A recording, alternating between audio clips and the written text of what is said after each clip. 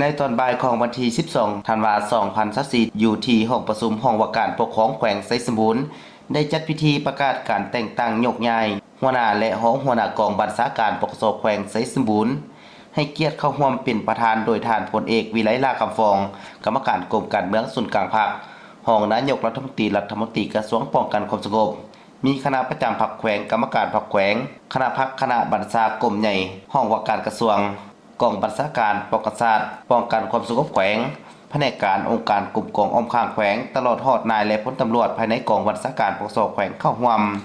ท่านพลจิตวาครสวรรค์สมภาไซคณะพักกระทรวงหองหัวหน้ากรมใหญ่การเมืองป้องกันความสงบได้ขึ้นผ่านดำรัสของนายกรัฐมนตรีฉบับเลขที่624/นย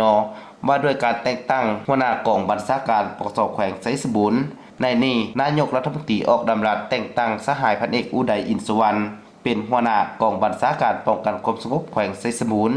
และได้ผ่านข้อตกลงของกระทรวงป้องกันความสงบเลขที่3417/ปกสว่าด้วยการยกย้ายนายตำรวจที่ขึ้นกับกองบัญชาการปกครองแขวงไซสมบูรณ์รัฐมนตรีกระทรวงป้องกันความสงบตกลงยกย้ายสหายพันเอกอินปัญญติวงศ์จากกองบัญชาการปกครองแขวงไซสมบูรณ์ไปรับหน้าที่ใหม่อยู่กรมใหญ่การเมืองป้องกันความสงบพร้อมเดียวกันนี้ในพิธียังได้ผ่านมติตกลงของคณะประจำพรรคแขวงฉบับเลขที่0855คปพสบว่าด้วยการบ่งตัวแต่งตั้งสหายพันเอกอุดัยอินสุวรรณเป็นเลขาคณะพรรคกองบัญชาการปกครองแขวงไซสมบูรณ์ตอนท้ายของพิธีท่านพลเอกวิไลลาคำฟองกรรมการกรมการเมืองส่วนกลางภาครองนายกรัฐมนตรีกระทรวงป้องกันความสงบก็ได้โอ้ลมและเน้นนักบรรดาสหายที่ถูกแต่งตั้งให้เอาใจใส่บางปัญหาสำคัญดังนี้ต้องเป็นคันทุงหักษาแน่นความสามัคคีภายในคณะพรรคคณะบัญชาปฏิบัติตามหลักการนำพาของพรรคอย่างถูกต้อง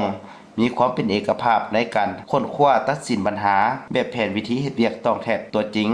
โปร่งใสมีการแบ่งงานมอบหมายความรับผิดชอบอย่างละเอียดแจ้งต้องมีการกวดกาติดตามสุกยู่และสรุปทดถอนบทเรียนเป็นแต่ละอย่างเพื่อบ่ให้เกิดกรณีคณะพรรคคณะบัญชาเฮ็ดเวียกบ่เข้ากันต้องพร้อมกันเป็นหัวจักหลักแรงเป็นแบบอย่างในการนำพาบัญชามีทัศนะและแบบแผนดำรงชีวิตที่ปลอดใส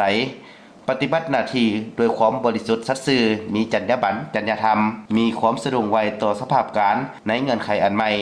และยามใดก็ต้องมีสติเกี่ยวพร้อมปฏิบัติหน้าที่ที่ได้รับมอบหมาย